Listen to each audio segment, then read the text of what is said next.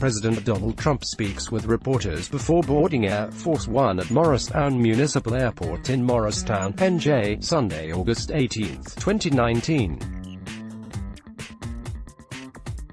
App photo. Patrick Szymanski, Associated Press. Republicans have weathered President Donald Trump's trade war against China with some unease, but the patience is starting to wear thin and the frustration is spilling out publicly. Recently, Republican Sen. Pat Toomey of Pennsylvania told Politico, "There's no question the trade uncertainty is contributing to the slowdown. But Trump has showed that he cares little for the collateral damage his trade war inflicts on the American economy, which is showing signs of slowing down after its longest expansion in the nation's history." As next year's election cycle starts heating up, Republicans are beginning to look increasingly vulnerable on Trump's signature issue, the economy.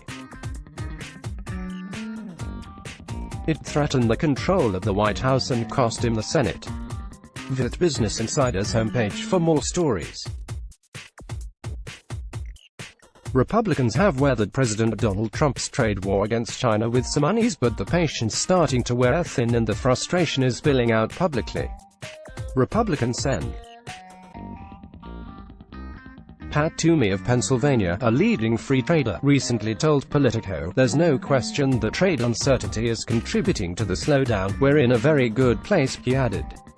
"The danger is, where are we going to be a year from now if concerns about trade continue to be an irritant to growth?" This was echoed by Wisconsin's Sen. Ron Johnson, who said, "The biggest risk to the economy is the whole trade situation." Read more. The US-China trade war has escalated dramatically in recent weeks. Here's a timeline of everything that's happened so far, but Trump has showed he cares little for the collateral damage his ongoing trade war is inflicting on the American economy, which is showing signs of slowing down after its longest expansion in the nation's history. On Friday, the president accused companies of lying about the pain they're sustaining as a result of these small tariffs, and instead pointed his finger at their own bad management. "If the Fed would cut, we would have one of the biggest stock market increases in a long time." Badly run and weak companies are smartly blaming these small tariffs instead of themselves for bad management, and who can really blame them for doing that? Excuses. Donald J. Trump at Real Donald Trump. August 30, 2019. A day earlier, Trump was asked about his handling of the trade war in a Fox News radio interview. Unsurprisingly, he doubled down on his combative and erratic strategy to force China, and with them the world's second-largest economy, back to the bargaining table. The president expressed confidence his strategy will ultimately pay off. And Trump also fired back at Toomey, saying, "What does Pat Toomey want me to do? Does he want me to say, 'Let me put my hands up, China'? Continue to rip us off?" As next year's election cycle starts heating up, Republicans are beginning to look increasingly vulnerable on Trump's signature issue, the economy. And it could threaten the control of the White House, but also cost him the Senate. Read more. Voters may not like Trump, but they're happy with the economy. A recession could tank his re-election chances. There's no question the tariffs have had a negative on the impact of the economy. Douglas Holtz-Eakin, president of the Conservative American Action Forum and a former Congressional Budget Office director during the Bush administration, told Insider, "It's pretty simple. There's nothing about this that's helpful. The trade war with China is making Senate races more competitive. The US and China have levied tariffs on each other's goods, worth hundreds of billions of dollars, since early last year.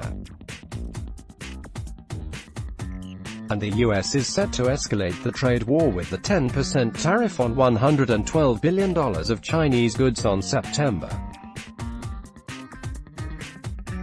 1. This will likely increase the prices of consumer goods, such as electronics and shoes. Negotiations to end the trade war have stalled, though Trump said in the same Fox interview that talks were ongoing. But China's one-party form of government gives it much more flexibility to wait Trump out, and time is a luxury that Republicans don't have. To win control of the Senate, Democrats have to capture 3 seats if they win the presidency, and 4 if a Republican wins. The vice president breaks all Senate ties. Maine was recently rated a toss-up by the non-partisan Cook Political Report, where Sen.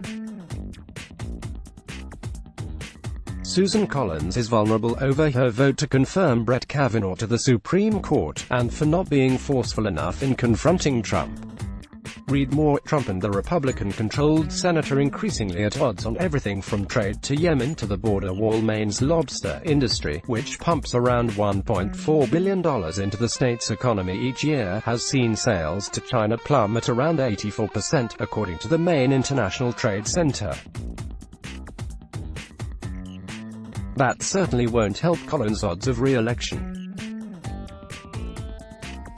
Farmers in Iowa are also significantly hurting as a result of the tariffs, and any backlash from the state's powerful agricultural industry could render it more competitive for Sen. Joni Ernst. Georgia is yet another state where Democrats are looking to score a win. Republicans are starting to propose ideas to inject some certainty into the economy, such as offering a tax cut to the middle class that's equivalent to the amount of money recouped in the tariffs. However, that's likely a non-starter in the Democratic-controlled House. Most Republicans, though they agree China presents an economic threat, are unlikely to break with Trump. Instead, they're pushing the administration to focus on passing the United States-Mexico-Canada Free Trade Agreement in Congress or seek new trade deals with Japan and the United Kingdom, Politico reports. Back in 2012, Democrats held on to the Senate in a presidential election year, despite sluggish growth after the 2008 financial crisis. But Holtz-Eakin says, there's a big difference between growth being slow coming out of the Great Recession versus growth being slow coming off the most rapid growth we've seen in quite some time. Let's block ads.